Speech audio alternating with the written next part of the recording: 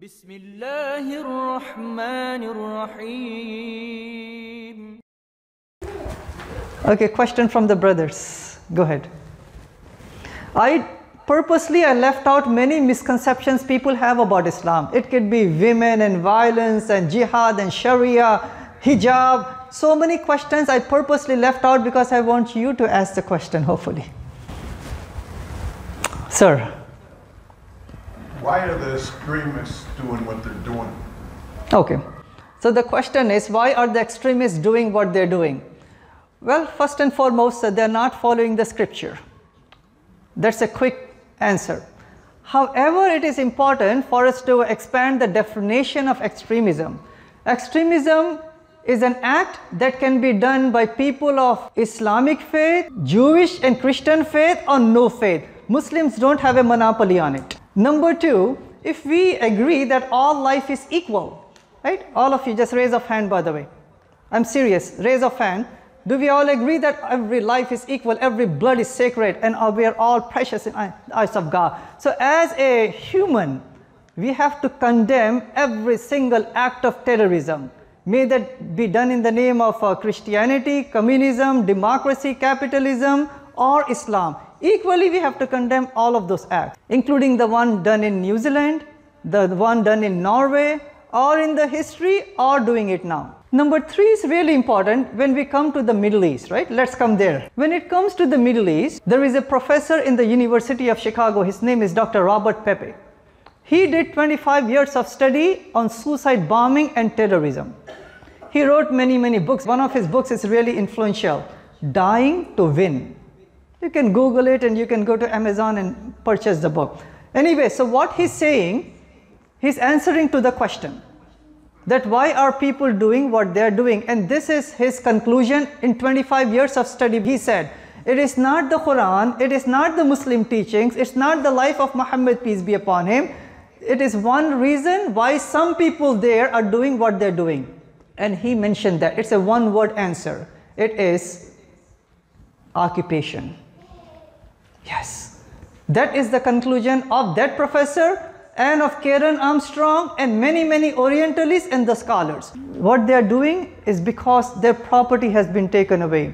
Their land has been occupied either by the dictators that we are supporting, or the occupation that we have, or the drone missiles and the bombings. Second reason that they mention is that they were drone operators. They came on the news.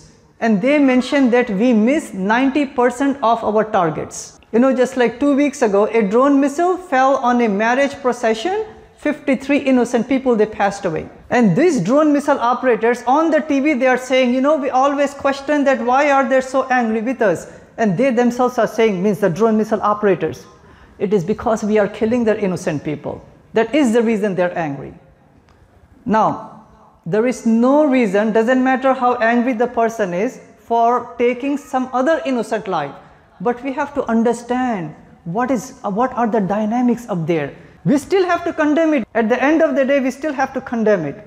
But we also need to know that if we are going to stop what is going on there or around the world, we have to make sure that our foreign policy have to be just with every single country in around the world. And since all of you raised the hands, that means we have to make sure that there has to be a just foreign policy for the Israeli side as much as the Palestinian side. There has to be just foreign policy for the Yemeni people and the Kashmiri people and the Indian people and all over the world. If there is no justice around the world, justice gives rise to peace. So once we fight for justice, then peace is the natural outcome of that. But what does Islam say about violence and terrorism? Quran says in chapter number 2, verse number 190, that fight in the cause of God for those who fight against you. Means if somebody is imposing war on you, God is saying that you have the God-given right to pick up arms and defend yourselves. You know, just imagine at 2 a.m. at night, for example, in your home. If there is a big bang on the door and you see from the hole that there are gang bangers out there about to compromise you, your property, your children, your family. Obviously, you're not going to open the door. Obviously, you're going to call the police. If you have a baseball bat, you'll pick it up to defend yourselves. But then the Quran says in chapter 2, verse number 190, even in the defensive war, Do not go to extreme, because God does not love the extremist. So what God is saying, so what the Quran says, that even in a just war, there are certain guidelines a Muslim is supposed to follow. And what are those guidelines? The Quran says in chapter 5 verse number 32, taking one innocent life is like taking the life of all of humanity, and saving one life is like saving the life of all of humanity. Even Muhammad, peace be upon him, he said that even in a war, do not kill women and children. Means no non-combatant should be touched, harmed or killed by the Muslim fighting soldiers. So in Islam, there is no such thing as Hiroshima, Nagasaki. In Islam, there is no such thing as carpet bombing. But you may be asking the questions, how come some people are doing that? Because they're not following the clear-cut guidance from the Quran and the Prophet's example. If they're not following that, we have to blame them and not Islam. Just like I said to my wife and to the Muslims, that just because some people in the Christian history, that they have done crusades in the name of Christianity, they have done Spanish Inquisition in the name of Christianity, they did the slave trades in the name of Christianity, they slaughtered the Native Americans in the name of Christianity, we blame them and not Christianity. Yes, ma'am. You hear on the news, Sunni, Shiite. I know there's divisions. Is it cultural, or are there actually some differences? Okay, wonderful. So the question is about Sunni and Shia. What's going on here, right? Sunni and Shia. And I was just speaking at my wife, and I was smiling at my wife right there. The reason is, we have done so many open houses, and open house is not complete unless that question is asked. So thank you for asking that. Now it's really important. When Prophet Muhammad, peace be upon him, when he was alive, he was a prophet, the last prophet, and he was also the head of the state. Means he was the president of the country, for example. So after he passed away in the year 632, Muslims have to appoint a new head of the state, not a new prophet by the way, a new head of the state. So there were two groups of people, a larger group of people, they wanted to appoint Abu Bakr, the name, and he was a companion of Muhammad, peace be upon him, an eligible person. Some other group of people, they want to appoint Ali.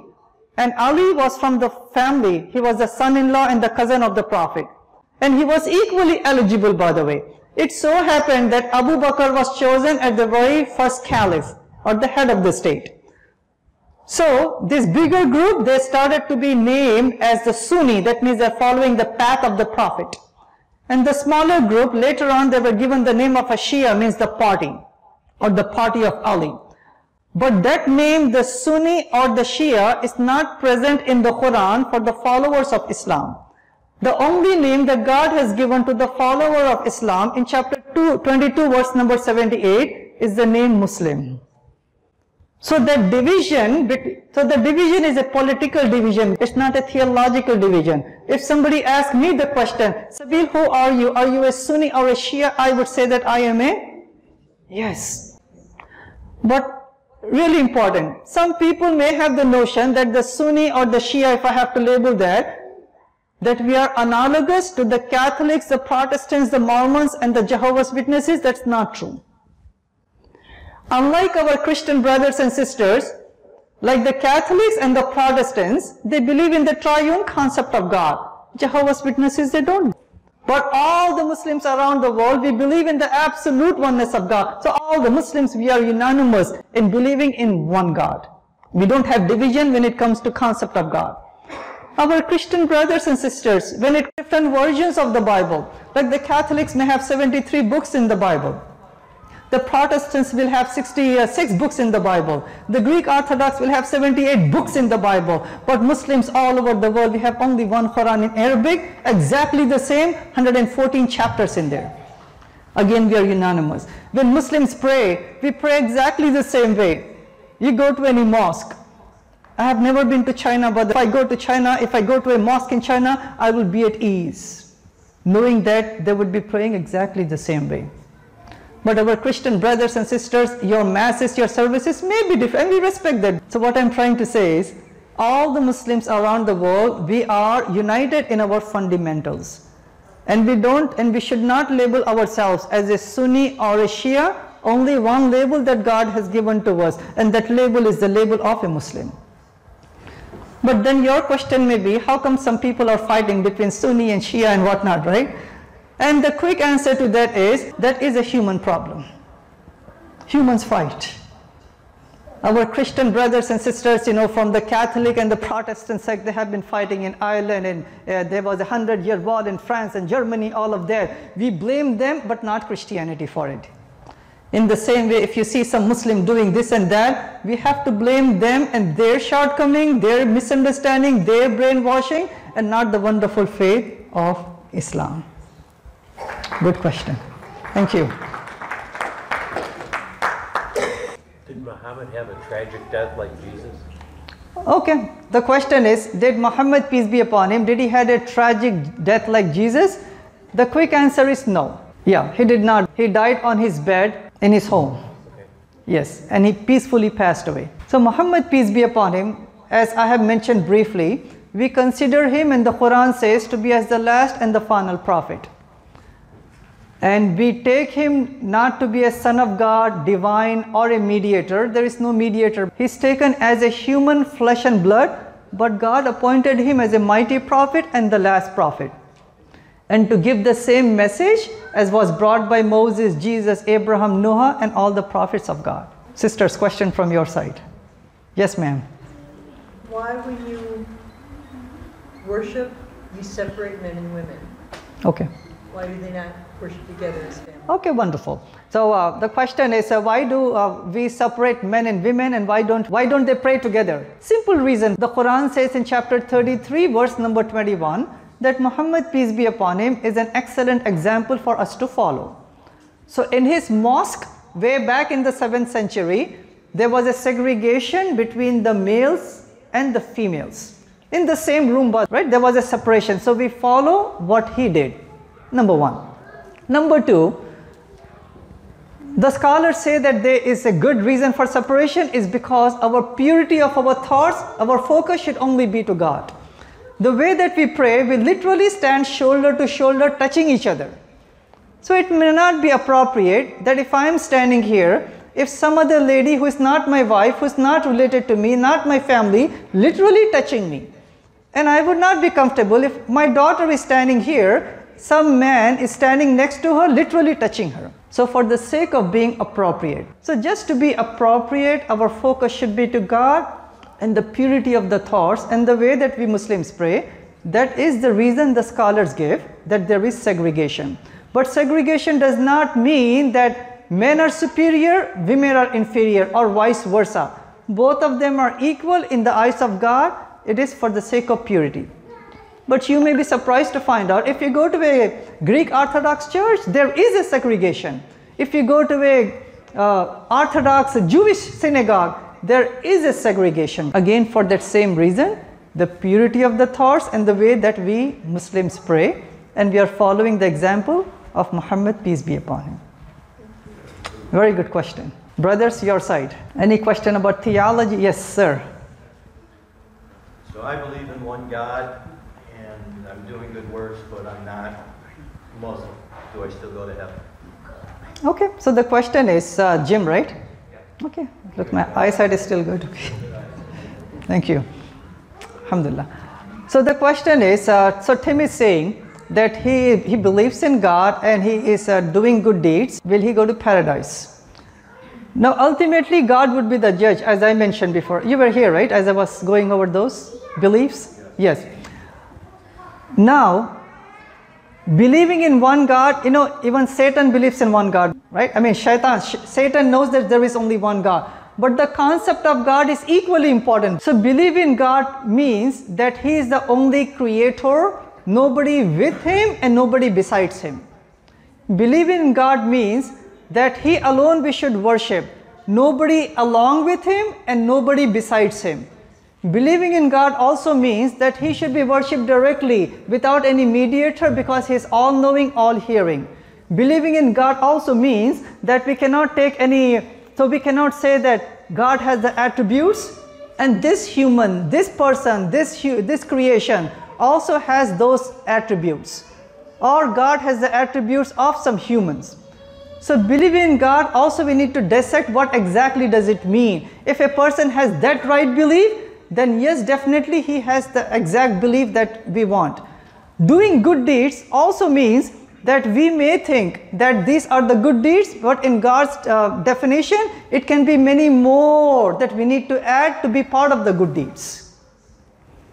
So what we say is that yes, giving charity, helping the poor, the needy, the homeless, the neighbors, excellent, we all need to do that as humans.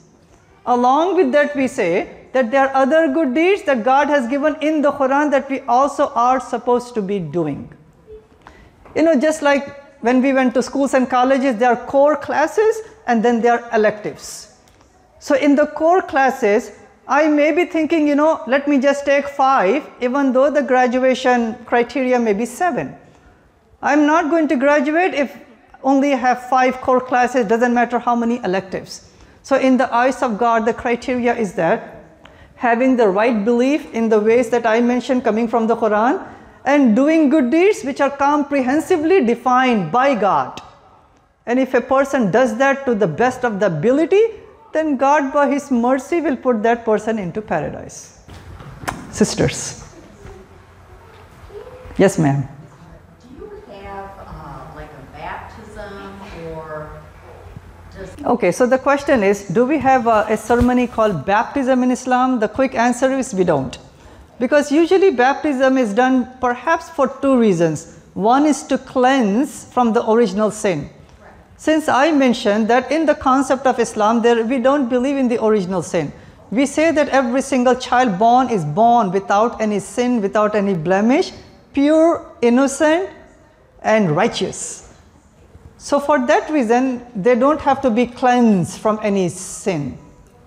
Even if a person converts to Islam, they have to recite the testimony of faith.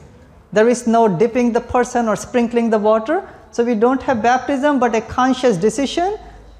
La ilaha illallah Muhammad Rasulullah. No other God besides one God, Allah, and Muhammad is the messenger. That is the theological baptism in Islam. It's an honor that all of you are here as our brothers and sisters, our neighbors. Let's hope and pray that we can work together and brothers and sisters in humanity, and let's try our best to follow God's guidance. So not only we can have a good life in this world, God oriented, so all of us by God's guidance and blessings, we can reach paradise. So with that, thanks again for coming on behalf of the Masjid Rahmah Foundation, on behalf of Gain Peace and all the volunteers. Let's give a big round of applause to all the volunteers, right? All of them, they did wonderful work.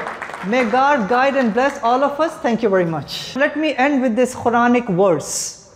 And this verse is from chapter 49, verse number 13. Addressing to all of humanity, God is saying, our Creator is saying that, O mankind, I have created you from one single male and one single female and made you into nations and peoples and tribes that you get to know each other. Not that you may hate and despite and discriminate with each other, you get to know each other. And then God says that the best amongst you is the one who is a well-mannered person. So we hope and pray, and this is the Quranic principle, that all of us as brothers and sisters in humanity, if we work together with God's guidance as a big family, inshallah, God willing, we can eradicate anti-Semitism and racism and violence and Islamophobia, and inshallah, God willing, we can create societies which are based upon morality, which are based upon unity, which are based upon equality and justice and peace. And once we do that, inshallah, God willing, not only we can make America great again, we can make the whole humanity great again, and may God help us all. Thank you very much.